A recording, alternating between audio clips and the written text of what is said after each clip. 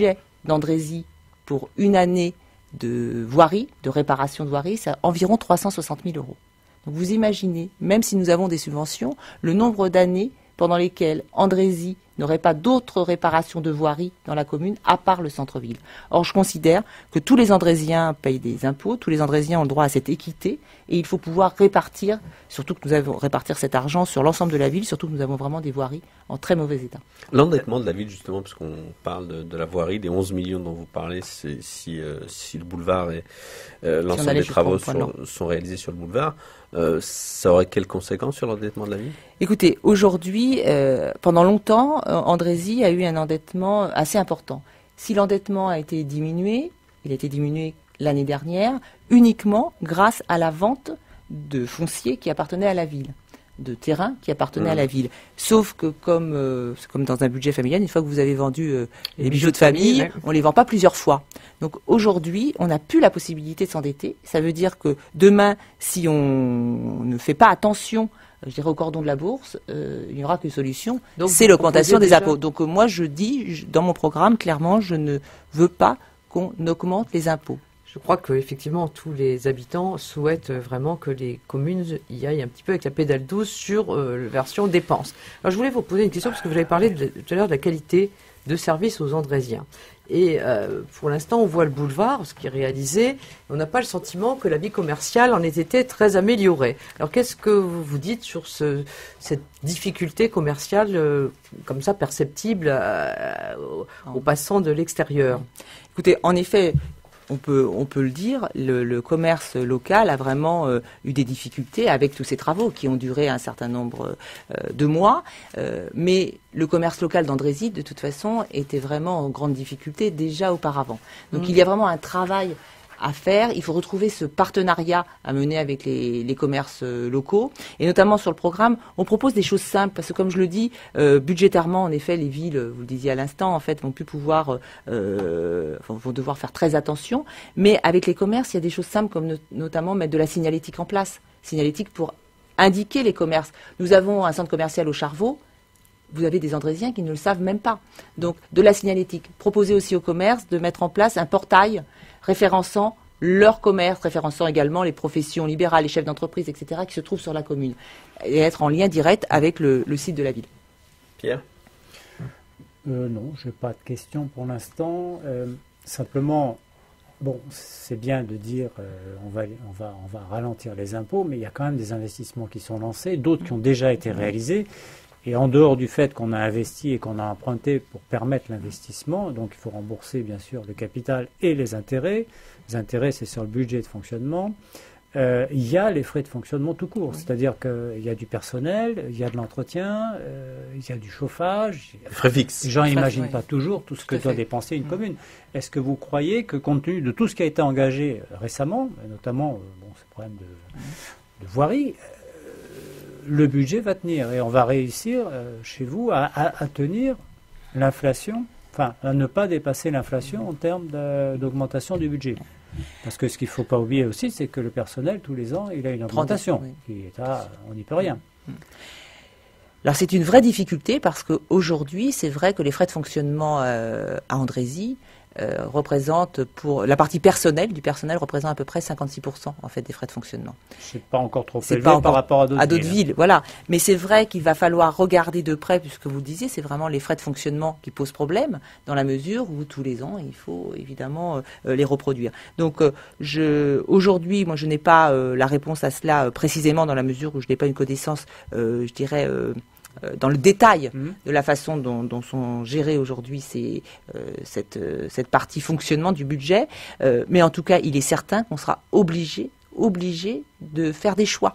Et je crois que c'est justement le rôle de l'élu local de faire des choix sur ces projets. Si nous décidons de mettre en place, et nous devrons le faire correctement, la réforme des rythmes scolaires, par exemple, ce sera obligatoirement au détriment d'autres choses. Mais c'est notre rôle d'élu local, à un moment donné, de faire ces choix. Et vous pensez pouvoir arrêter, par exemple, ce programme de voirie qui est apparemment surdimensionné, si je vous écoute, vous pensez pouvoir stopper certaines phases sans que ça soit remis en cause, qu'on vous conteste la décision, etc., qu'il n'y a pas de contrat engagé jusqu'à présent? Non, donc je me suis, alors par contre, comme j'étais également conseillère communautaire, je me suis renseignée, puisque comme vous le savez, c'est un travail qui se fait avec la communauté d'agglomération, et pour regarder justement s'il y avait possibilité d'arrêter ces 2 phases sans qu'il y ait de dédit pour la ville d'Andrézy. Et c'est tout à fait possible, puisque concernant les subventions, bien évidemment, on ne les toucherait que si on faisait ces 2 phases. Et sur la maîtrise d'œuvre, elle n'a été prise et la signature n'a eu lieu que pour la phase 1. Donc il y a possibilité d'arrêter ces 2 phases supplémentaires. Alors ça ne veut pas dire que sur ces rues-là, il n'y aura pas nécessité de faire tout de même des travaux, d'aménager des liaisons douces, mais ponctuellement. On ne pourra pas faire ce qu'on vient de faire sur la première phase, de la même façon sur les 2 phases, si on veut permettre de refaire des voiries sur l'ensemble de la ville. Moi, je voudrais qu'on passe quand même à parler un peu des transports. Allez-y, et après on parlera des transports. Oui, moi j'ai entendu tout à l'heure Virginie Muneret parler de la famille, de la priorité qu'elle donne à la famille et de sa volonté d'offrir des services de qualité. Alors concrètement, ça serait quoi par rapport à une population qui se renouvelle, j'imagine, sur Andrézy, qui rajeunit, qui a toute une mutation à accompagner du peuplement de votre ville? Tout à fait. Alors en effet, la population d'Andrézy en 10 ans s'est renouvelée à 50%. C'est quand même assez important, de 50%, pardon. Et donc concrètement, le premier manque que nous avons sur la petite enfance. Sur la petite enfance, nous avons une offre très importante en ce qui concerne les assistantes maternelles. Là, nous avons, je dirais, cette offre est suffisante, mais nous n'avons pas assez de structures collectives. Voilà. Donc l'idée, c'est de mettre en place 2 mini-crèches près des gares, mais des mini-crèches qui seraient des mini-crèches associatives privées. C'est-à-dire, donc, la ville mettra à disposition les locaux, mais c'est une association qui gérerait cette mini-crèche avec la souplesse en plus que ça permettrait. Donc, d'une part, ça n'aurait pas de frais de fonctionnement pour la commune puisqu'on mettrait simplement les locaux à disposition. Donc, budgétairement, ça a cet intérêt-là. Et d'autre part, une souplesse qui pourrait être faite au niveau des horaires pour s'adapter évidemment aux conditions des pères et des mères de famille pour pouvoir accueillir les enfants. Donc ça, c'est pour la petite enfance. Pour l'enfance, dans le programme, je propose notamment de mettre en place une école municipale des sports. Aujourd'hui, en Andrézy, ça n'existe pas alors que ça existe dans beaucoup de communes. L'école municipale des sports, ça permet aux enfants, sur un trimestre, de tester 2-3 sports. Et sur une année, du coup, ça leur fait un échantillon assez important. Donc ça, c'est un partenariat que nous monterions avec les associations sportives d'Andrézy pour justement faire connaître ces associations sportives et permettre aux enfants de découvrir un tas de sports différents. Et surtout, la réforme des rythmes scolaires. Nous souhaitons à Andrézy revoir ce qu'a proposé la municipalité actuelle, la façon de mettre en œuvre cette réforme des rythmes scolaires. Puisque cette réforme, même si je ne partageais pas sa mise en œuvre, je considère qu'à partir du moment où on va la mettre en place, il faut qu'elle bénéficie à tous les enfants d'Andrézy correctement. Et c'est une chance aujourd'hui de pouvoir leur proposer des activités qu'ils n'auraient pas pu pratiquer autrement.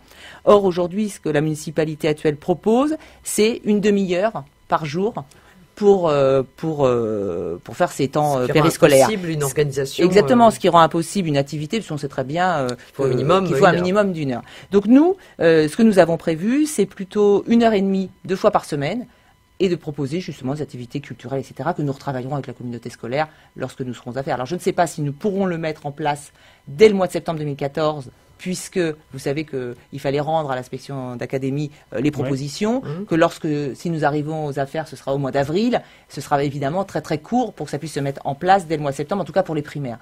Pour les maternelles, ce sera beaucoup plus facile, je le pense. Voilà. Ensuite, pour les jeunes, on propose notamment de mettre en place, vous avez le quartier des Charveaux, qui est un quartier où se trouve énormément d'habitats collectifs. Et ce quartier a été abandonné et il est nécessaire de reconquérir ce quartier et d'aller au plus près des habitants. Et j'avais rencontré un certain nombre de jeunes de ce quartier qui nous disaient, au plateau, il y a des équipements qui sont laissés à l'abandon depuis des années. Et ce que je propose, c'est qu'on mette en place un city-stade. Alors, pour expliquer rapidement ce que c'est vraiment quelque chose d'assez simple, une structure. Parfois, les Andrésiens me disent, oh là là, mais vous allez refaire le complexe Diagana. Non, un city-stade, c'est simplement un petit terrain, un petit terrain multisport, ça doit être la taille d'un terrain de tennis, plein air, qui est ouvert à tous, où on peut faire à la fois du basket, du foot, du hand, du skate, etc. Et ça permettra, si vous voulez, sur cette partie-là aussi, que des jeunes puissent pratiquer des sports. Voilà. Moi, je voudrais quand même, avant la fin de l'émission, qu'on parle transport. Andrézy étant pas une ville extrêmement bien servie par les transports, je sais que vous êtes en relation, on parlait tout à l'heure du STIF, on parle de projets dans l'agglo. Vous en êtes où et qu'est-ce que vous feriez de plus que n'a pas fait le maire actuel ?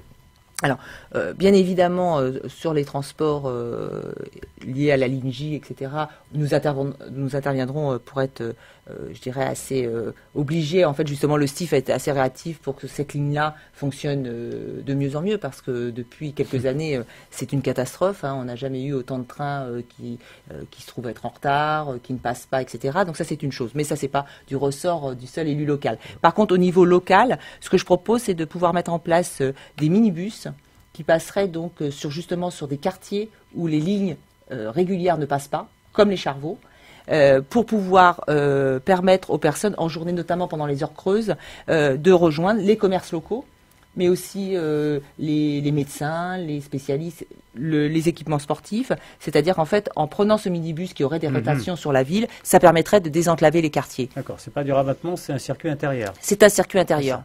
Voilà, tout à fait. Oui, c'est vrai qu'Andrézy est très étendu. C'est tout en longueur. Oui, il n'y a pas de vrai centre. Voilà, 55 km de voirie. Et l'avantage, pourquoi des minibus? Les minibus peuvent passer dans toutes les rues d'Andrézy, puisqu'avec notre centre ancien, parfois certains bus ne peuvent pas y passer. Et également parce que ça peut être conduit par du personnel municipal sans avoir un permis spécial. Et donc voilà, donc ça permettrait, si vous voulez, de répondre à une certaine demande, et ça serait pour toute la population d'Andrézy. Françoise. Vous avez évoqué tout à l'heure une rencontre de proximité avec les Andrésiens au cours des derniers mois, et ce sera intéressant que vous nous disiez qu'est-ce qu'ils vous racontent, les Andrésiens, qu'est-ce qu'ils demandent de différent, d'autres, quel est le fruit de cette écoute. Oui. Alors en effet, c'est vrai que c'est intéressant, c'est depuis 8 mois à peu près, en fait on fait du porte-à-porte, il y a des réunions d'appartements, et alors ça c'est extraordinaire, parce que c'est vrai que je me dis en 12 ans de mandat, c'est vrai, comme j'étais cantonnée sur ma délégation, c'est-à-dire l'urbanisme et l'environnement, lorsque je rencontrais les Andrésiens, c'était vraiment sur des sujets propres évidemment à ces délégations. Là, depuis 8 mois, je rencontre des Andrésiens totalement différents qui me parlent vraiment de leur quotidien.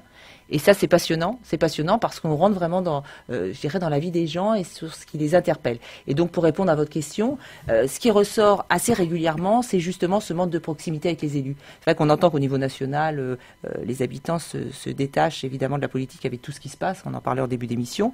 Mais c'est vrai que sur Andrézy, ils me disent, mais c'est la première fois, ça fait 14 ans que j'habite ici, c'est la première fois que je vois un élu. C'est la première fois que je vois quelqu'un venir sonner à ma porte pour discuter avec moi et savoir ce que je pense, ce que je voudrais pour Andrézy. Et ça, c'est intéressant. Donc voilà, donc les problématiques qui reviennent le plus souvent, ce sont justement les problématiques de voirie sur la commune. Et après, selon les quartiers, vous avez des problématiques différentes. Alors je voudrais que, puisqu'on arrive à la fin de notre interview, oui, c'est souvent le cas. C'est souvent. On est au soir du 23, enfin dans la nuit, je dirais. Vous arrivez derrière Hugues Ribot, faites quoi? Écoutez, je pense qu'on ne sera pas derrière Hugues Ribot. On va tout faire pour être devant. Donc, la question, voilà. C'est est-ce que vous désisteriez en faveur de Hugues Ribot? Écoutez, je crois que l'équipe qui m'entoure a vraiment à cœur en fait de Faites-nous une réponse pas langue de bois. Faites-nous une réponse sincère. Hein. Non, sans langue de bois. La gauche ou Hugues Ribot, voilà. Non, Hugues Ribot hier a répondu très clairement en disant quoi qu'il arrive, je me maintiendrai au second tour. Oui. Non mais je voulais simplement vous expliquer. Parce qu'on a partagé ça en équipe, et c'est vrai qu'on en a discuté en équipe. C'était simplement, je n'allais pas vous faire de réponse langue de bois. C'était juste vous dire que voilà, c'était une décision d'équipe parce que c'est une élection, il y a une tête de liste, mais il y a une équipe. Et donc, en effet, nous avons décidé que de toute façon, quoi qu'il arrive, nous nous maintiendrions au deuxième tour. Même si la gauche s'unit, les deux listes de gauche fusionnent, vous irez jusqu'au bout. Exactement, même si les deux gauches fusionnent, dans la mesure où, de toute façon, aujourd'hui, nous avons clairement un programme, nous avons clairement des personnes qui se sont investies. Il est hors de question de pouvoir faire alliance avec l'équipe du Ribot, sachant en plus que les personnes... C'est quand même suicidaire, enfin, d'un vous côté allez avoir comme de l'autre. Peut-être la gratitude infinie de la gauche. ou peut-être que vous allez faire élire la gauche. Oui, c'est ça. C'est pour ça que je vais être très, très reconnaissant. Oui. Allez-y, Pierre, parce qu'on a fini, je ne sais pas si vous le savez, mais l'émission a arrivé à sa fin, mais continuez, vous avez pris l'habitude. Elle arrive à sa fin et moi je suis sur ma fin. D'accord, allez-y sur votre fin. J'aimerais savoir exactement ce qui s'est passé au niveau de certains adjoints, parce que si j'écoute le maire d'un côté, il dit en gros que finalement il y en a qui sont partis. D'un autre côté, on a plutôt l'impression qu'il y a eu, en gros, des gens qu'on a prié de partir, ce qui est différent. Donc, quelle est l'interprétation qu'on doit retenir dans tout ça? Je crois... Et après, c'est la dernière question, je voulais vous le dire. Je crois surtout qu'il a quand même réussi l'exploit de ne plus avoir du tout d'adjointe femme. Alors, en termes de parité, il a réussi quand même quelque chose d'extraordinaire, puisque même s'il a l'obligation de mettre un homme et une femme sur sa liste, aujourd'hui, toutes les adjointes femmes de son mandat ne le soutiennent plus. Donc ça, c'est quand même à remarquer. Et donc, c'est vrai qu'aujourd'hui, il a fait partir un certain nombre d'adjoints parce qu'il ne savait pas nous écouter. Comme je disais au début, il écoute un seul adjoint qui est à la Mazagotte. Je pense qu'ils ont décidé ensemble de ce que devait être l'avenir d'Andrézy. Et donc, c'est bien pour ça qu'il n'est pas possible de s'allier pour un deuxième tour. Allez-y, Françoise. La personne qui fait autorité qu'on a entendu à LFM, qui est le commissaire Broussard, qui nous a enthousiasmés, lui, il est toujours sur la liste, mais enfin, il a fait savoir le soutien total qu'il vous apportait justement au nom de la façon dont avaient été traités les adjoints. Est-ce que vous avez envie de commenter? Je commenterai en disant qu'une personnalité telle que Robert Broussard qui explique aux Andrésiens pourquoi il me soutient, écoutez, j'en suis très fière et je crois que ça me donne, si j'en ai besoin, cette légitimité parce que vraiment, c'était une volonté qui avait été exprimée par l'ensemble des élus actuels que je puisse me présenter. Et donc, je crois que quand on est droit et qu'on respecte ses engagements, tels que M. Broussard peut le faire régulièrement, on voit que tout ça a été entendu. Madame Muneret, merci beaucoup de vous être déplacée jusqu'à nos locaux. Merci à mes amis, vous avez été une fois de plus encore très bavard. On a une fois de plus encore dépassé le temps qui nous était imparti. Il nous fait venir pour parler, il trouve qu'on est bavard après. On se retient une fois de plus dépassé le temps qui nous était imparti. Merci à Guillaume, merci à Laurent, merci à Coralie. Et je ne sais pas qui on recevra la semaine prochaine. Merci, au revoir. Et merci encore Madame Muneret. À la semaine prochaine. Face à elle, votre rendez-vous actualité du vendredi sur LFM.